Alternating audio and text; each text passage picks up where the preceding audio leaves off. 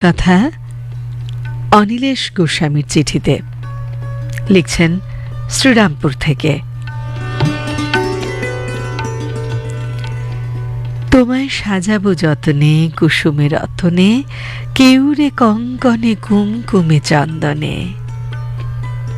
এইভাবে তো সাজিয়ে তুলব প্রিয় নারীকে, কিন্তু ঘর তাকেও সাজাতে হবে মনের মতো করে।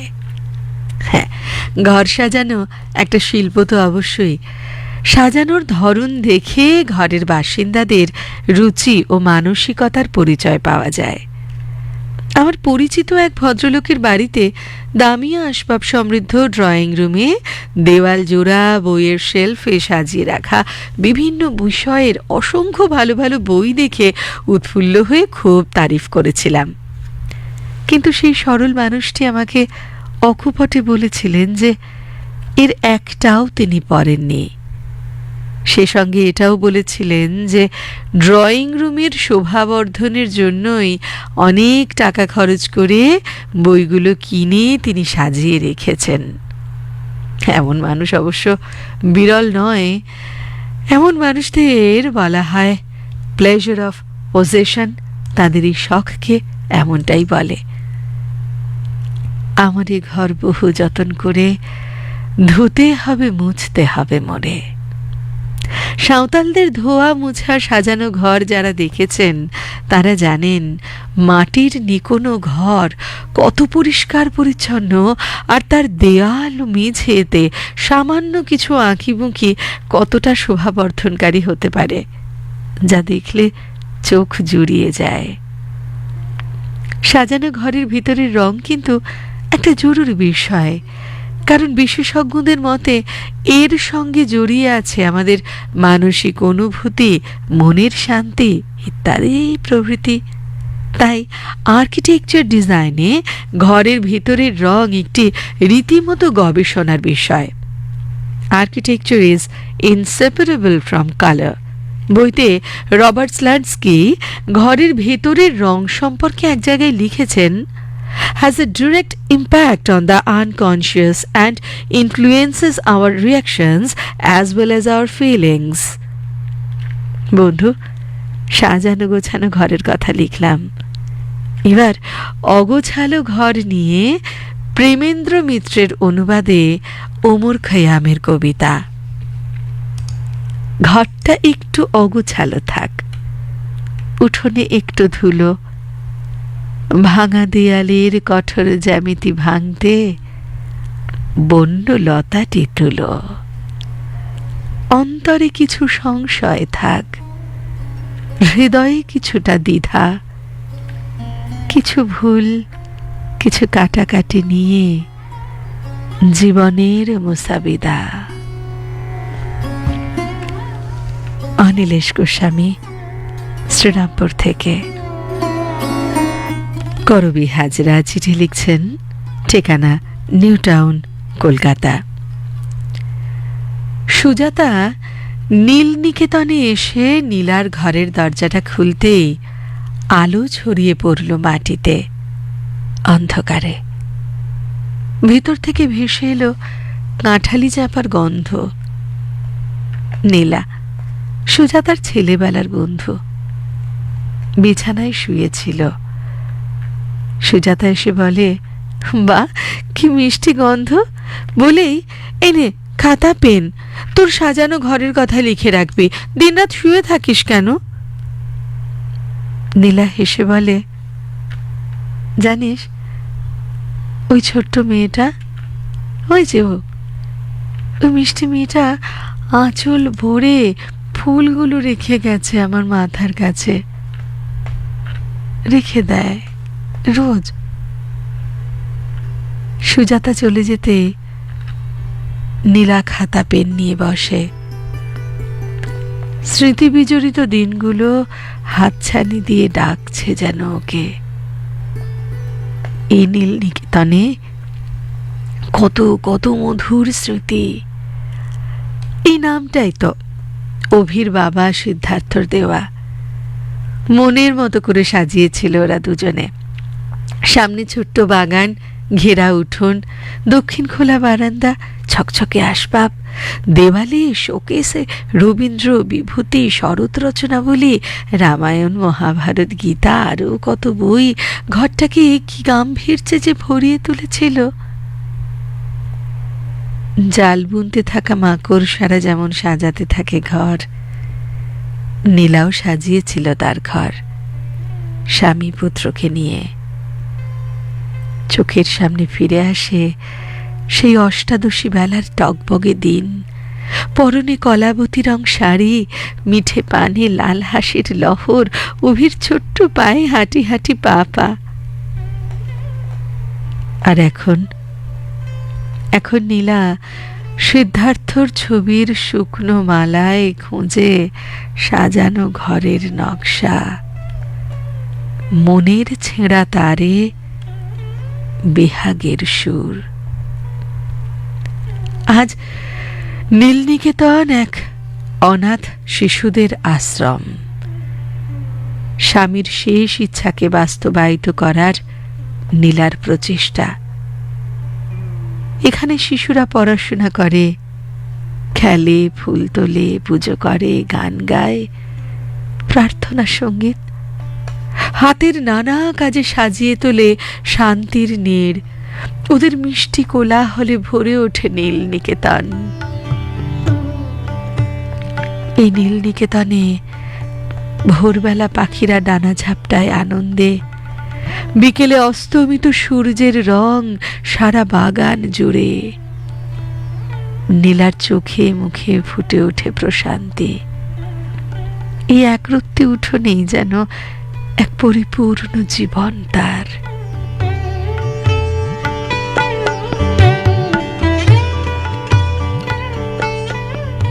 করবী হাজরা চিঠি লিখলেন নিউ টাউন, কলকাতা থেকে।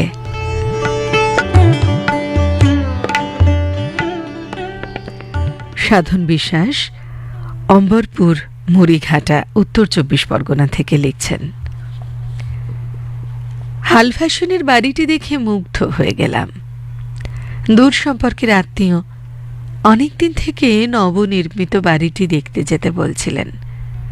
কি চমৎকার রংবাহারি বাড়িটি, দামি রঙে রঞ্জিত দেওয়াল, ঘরের কোথাও কোথাও বিচিত্র রঙের আলিম্পন চিত্র, নকশাদার মোজাইক পাথরের মেঝে, ঘরগুলো সাজানো সব নামি দামি আসবাবে আর হরেক কিসেমের সরঞ্জামে।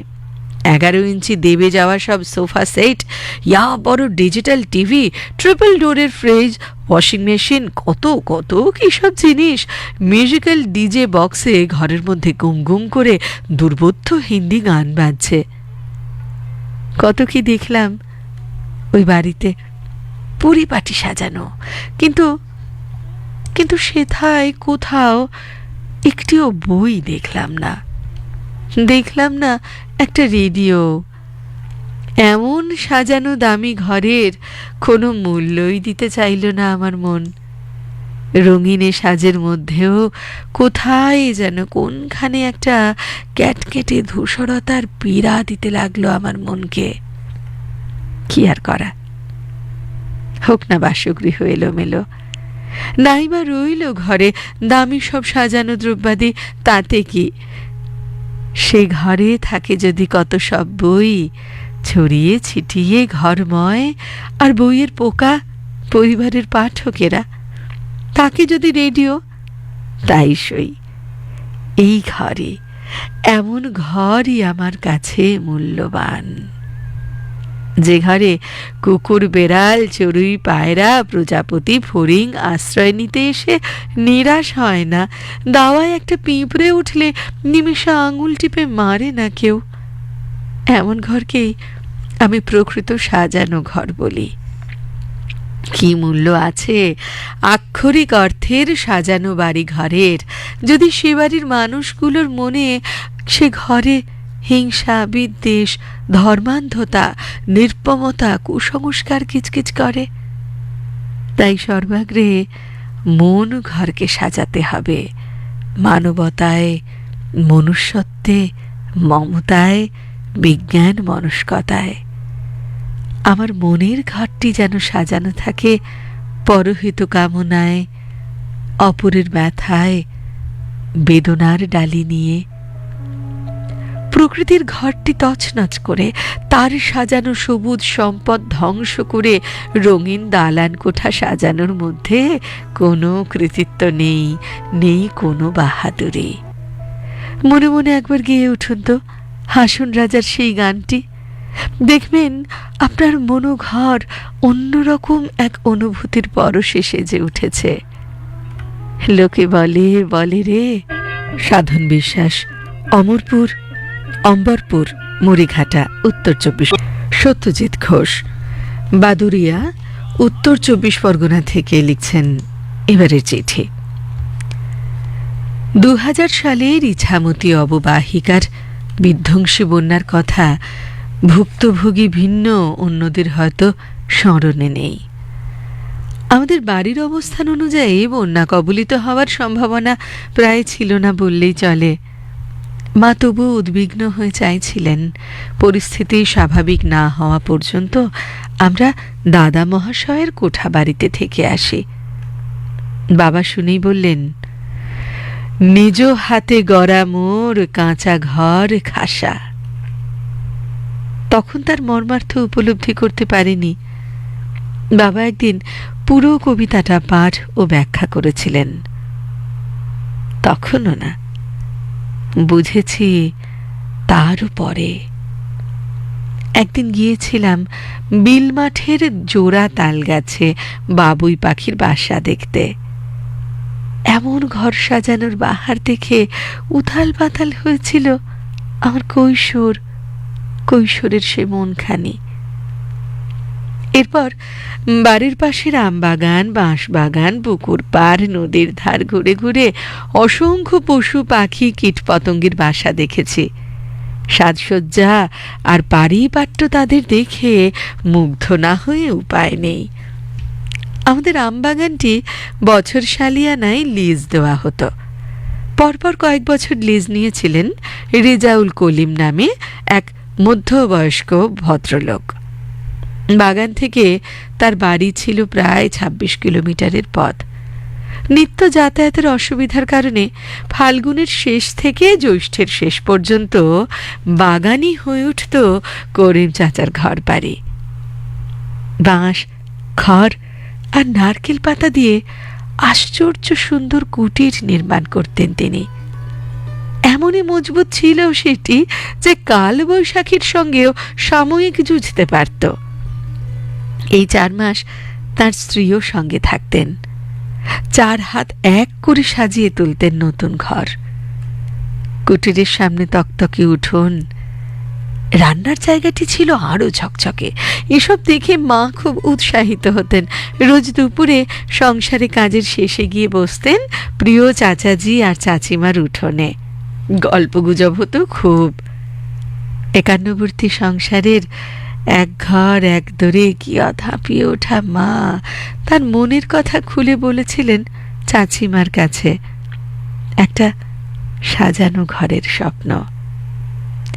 সেই মমতাময়ী চাচিমা কন্যার সমার উদ্দেশ্যে বলেছিলেন, ও মা, দালান কোঠা আর দামি আসবাবে ঘর সাজালেই কি সেটা ঘর হয়? বিশ্বাস দিয়ে ঘর সাজা, দেখবি ঝড় তুফানেও অটুট আছে। দেখছিস না তোর চাচার সাথে গাছতলাতেও দিব্য আছি।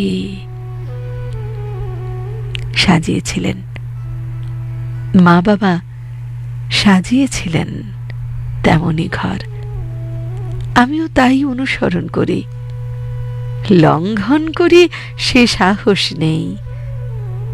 দাদি যে মাটিতে মিশে গিয়েও পাহারা অটুট রেখেছেন। সত্যজিৎ ঘোষ, বাদুরিয়া, উত্তর 24 পরগনা থেকে।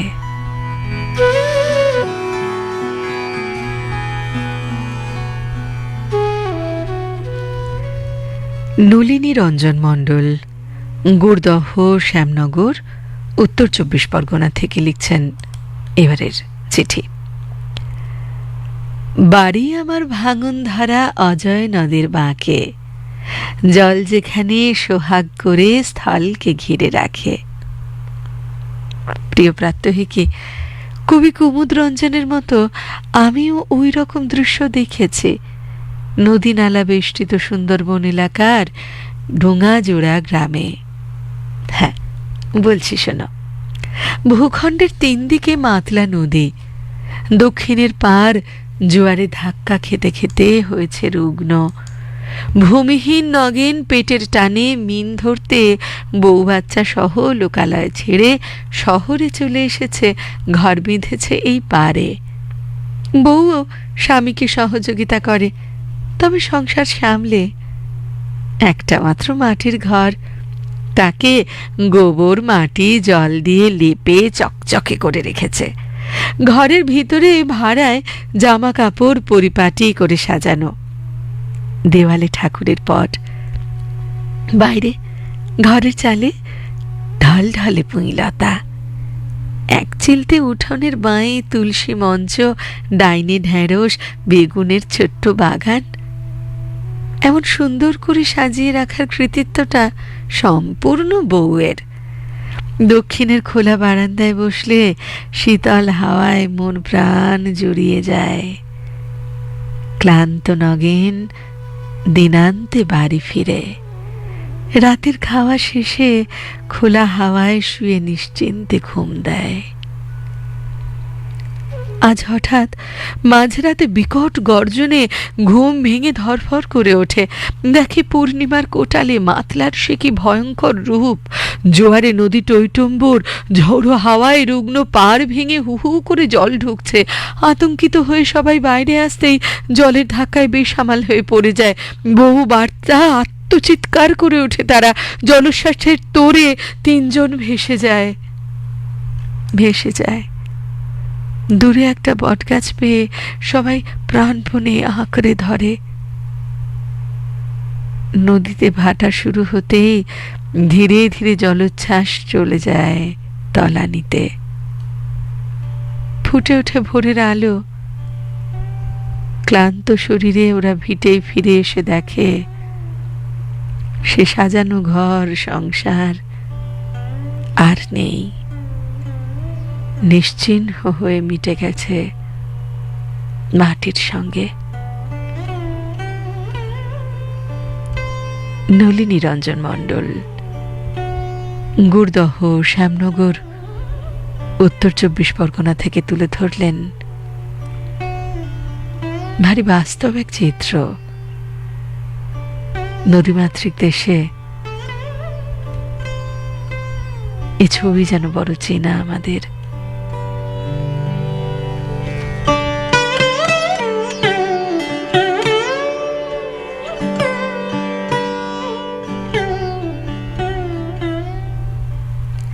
শ্রেষ্ঠা মুখোপাধ্যায়ের চিঠি পড়ব।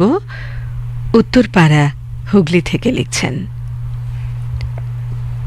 উঠোন জুড়ে পরন্ত বিকেলের স্নিগ্ধ সমীরণ, রোয়াক জুড়ে সারাটা দুপুর একরাশ চড়ুইয়ের কিচিরমিচির। সমগ্র ঠাকুর দালানটায় ছড়িয়ে ছিটিয়ে হাজারো নকশার আলপনা। সম্মুখে রয়েছে প্রতিষ্ঠিত সেই 200 বছরের মা দুর্গার কাঠামোখানি।